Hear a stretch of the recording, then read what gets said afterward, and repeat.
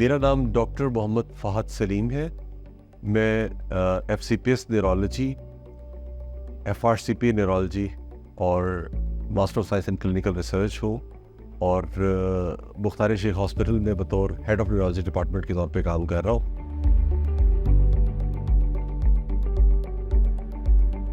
आज मैं जिस मौजू पे बात करने जा रहा हूँ वो बहुत कॉमन डिज़ीज़ है जो कि मुख्तलिफ लोग इसको देख रहे होते हैं और मुख्तलिफ राय पाई जाती है लोगों के दरमियान।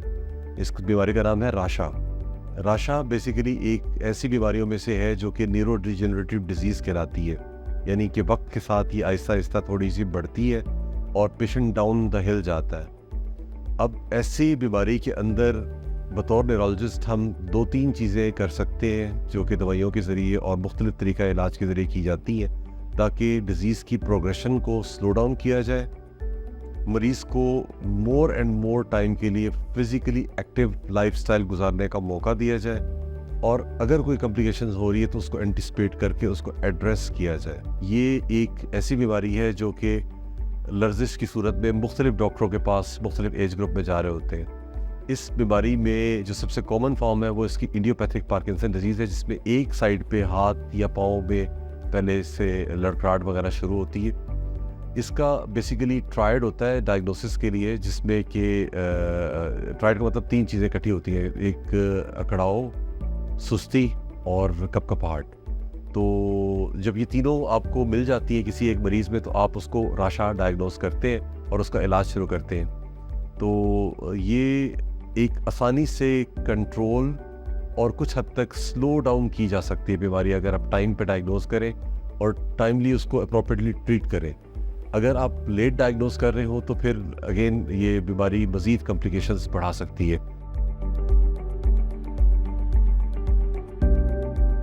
तो ये सबस्टेंशियल नाइग्रा एक एरिया होता है ब्रेन में जिसकी एट्रोफी की वजह से होता है। मुख्तलिफ थ्योरीज है लेकिन MPPT के बारे में ज़्यादा बिलीफ है लोगों का कि जहाँ पे पेस्टिसाइड्स का यूज़ किया जाता है वहाँ पे ये ज़्यादा पाई जाती है as compare to other populations. और हमारे मुल्क में जो सबसे कॉमन फॉर्म है इसकी वो इडियोपैथिक पार्किंसन डिजीज़ है, जिसमें कि स्पिलैटरल यानी एक साइड पहले इन्वॉल्व होती है और उसके बाद फिर दूसरी साइड की तरफ ये राशा जाता है। और बाज़ फैमिलीज़ में अब यंग एज में भी लोग आ रहे हैं जो कि they are in their 30s और 40s, which is very unfortunate in Pakistan.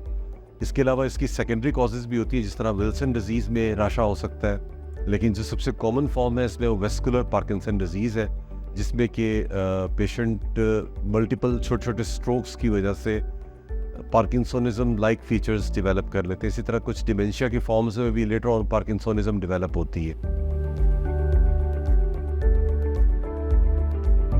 राशे को ट्रीट करने के हवाले से 2-3 चीज़ें बहुत अहम है।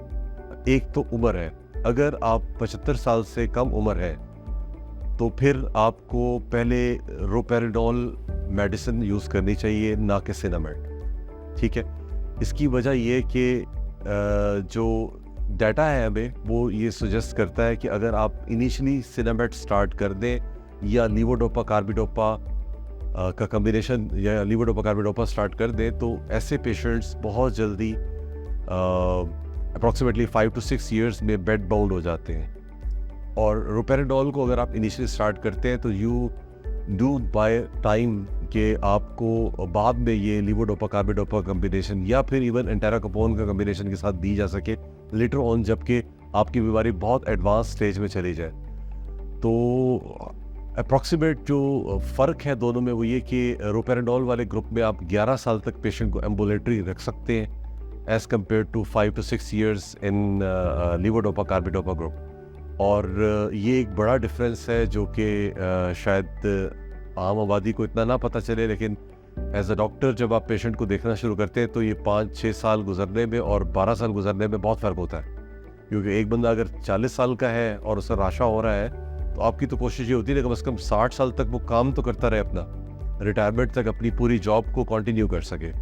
तो हमारी मैक्सिमम कोशिश ये होती है कि उसके एम्बुलेटरी पीरियड को आप जहाँ तक एक्सटेंड कर सकें करें, ताकि वो जो उसकी ब्रेड अर्निंग का रोल है एज अ पेरेंट वो पूरा कर पाए।